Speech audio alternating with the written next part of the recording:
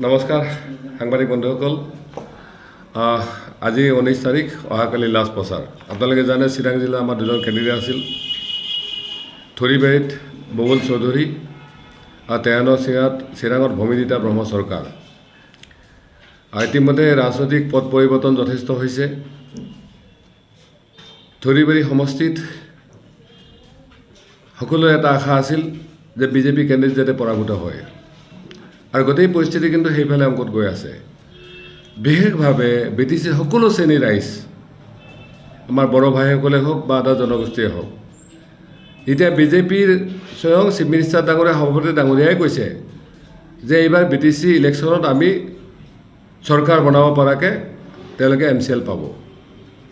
মই আপোনালোকৰ জৰিয়তে এটা কথাই সুধিব বিচাৰিছোঁ যে ইমান তেজৰ বিনিময়ত সংগ্ৰামৰ বিনিময়ত যিখন বিটিচি হৈছে তাত যিসকল ষ্টেক হোল্ডাৰ আছিল বিশেষকৈ বড়ো ভাইসকলে কিন্তু এটা কথা ভাবিছে যে যদি বিটিচিখন তেওঁলোকে লৈ দিল্লী দিছপুৰ থকাৰ পিছতো তে আমাৰ কাৰণে কি থাকিল কাৰণ বিটিআৰৰ জৰিয়তে ইয়াত সহস্ৰ আৰু নিৰস্ত্ৰ আন্দোলনৰ এটা সমাপ্তি ঘটিছিল সকলোৱে ভাবিছিল বিটিআৰৰ জৰিয়তে বড়োলেণ্ডৰ ইছ্যুটো একেবাৰে চিৰদিনলৈকে সমাধান শেষ হৈ গ'ল কিন্তু এই বিজেপিৰ যিটো কুচকোৱা যিটো আগ্ৰাহী নীতি তাৰ ফলত কিন্তু ইতিমধ্যে বিটিচিৰ বিভিন্ন প্ৰান্তত মানুহবিলাক এটা অস্থিৰ বা উত্তেজনাময় পৰিস্থিতিৰ সৃষ্টি হৈছে মই সেইকাৰণে তেখেতসকলক এটা কথা ক'ব বিচাৰিছোঁ যে আপোনালোকে ইয়াত যিমান বড়ো খেলিছে ট্ৰাইবেল নন ট্ৰাইবেল খেলিছে বা এনেকুৱা ধৰণে উচ্চতলীয় কাৰ্য কৰিছে বিটিচিৰ যদি আকৌ তেনেকুৱা পৰিস্থিতি হয় আকৌ যদি বড়োলেণ্ড মুভমেণ্ট হয় তাৰ কাৰণে কিন্তু আপোনালোক জগৰীয়া হ'ব আজি প্ৰমোদ বড়োৰ পৰা আৰম্ভ কৰা বিজেপি নেতাসকলে দাবী কৰিছে তেওঁলোকে সিহঁতৰ বিটিচিৰ শান্তি আনিছে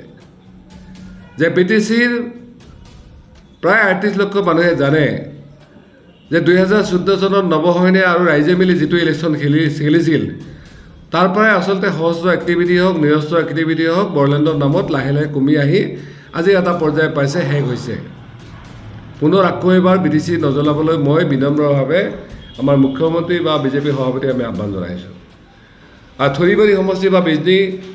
বা চিৰাঙৰ সমষ্টিৰ ৰাইজক তেওঁলোকে নিজৰ বিচাৰ বিবেচনাতে বিবেকেদি ভোট দিয়ক আমাৰ ইয়াত ববুল চৌধুৰী আছে আজি অজয় ৰায় হোৱাৰ সম্ভাৱনা যথেষ্ট আছে খলিলু ডাঙৰীয়া অলপ আগত আছে হয়তো অহাকালিলৈ তেওঁলোকে পিছ পৰি যাব মাজৰ মানুহ হিচাপে কাৰণ GSP বা নৱসৰণীয়া আমি সদায় বিটিচিৰ স্থায়ী শান্তি ভাতৃত্ববোধ বা প্ৰগতিৰ কাৰণে আমি কাম কৰি আছোঁ সেইকাৰণে এইবাৰ আমি কৈছোঁ ইয়াত কোনো বড়ো নচলিব ইয়াত কেৱল বিটিচি ৰাইজৰ কথাহে চলিব আমি সেইকাৰণে পাৰ্টি বনাইছে পাৰ্টি আগবঢ়াই দিছোঁ মই বিনম্ৰ অনুৰোধ যাতে আপোনালোকে সাম্প্ৰদায়িক শক্তিবিলাক ভোট দিয়াৰ সলনি বিভাজনবাদী শক্তিবিলাক ভোট দিয়াৰ সলনি যাতে GSPত ভোটটো দিয়ে আৰু বিশেষভাৱে এখেতসকলে যিবিলাক কেণ্ডিডেট দিছে অজয় ৰায় MLA আছিলে তেওঁ MLAতে ঠিক আছিল কিন্তু তেওঁ MLA বাদ দিলে MCLত দিছে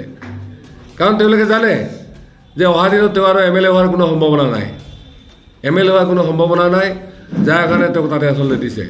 আচলতে অজয় ৰায়ক বলি বকৰা বনাইছে আৰু অজয় ৰায় যিখিনি প্ৰতিশ্ৰুতি দি বিজনীবাসীক তেওঁলোকে নিৰ্বাচন খেলিছিল জয়ী হৈছিল তেওঁ কিন্তু সেইখিনি ৰাখিব পৰা নাই তেওঁ কোনোদিনে বিজনী ৰাইজৰ কথাখিনি এছেম্বলিত আমি উত্থাপন কৰা দেখা নাপালোঁ সেইকাৰণে মই পুনৰবাৰ কৈছোঁ আপোনালোকে জানে যে আমাৰ ববুল চৌধুৰী থৰিবাৰী কেণ্ডিডেট মই আটাইকে বিনম্ৰ আহ্বান যাতে এইবাৰ টৰ্চ লাইটৰ ছবিত ববুল চৌধুৰীক ভোটটো দিয়ে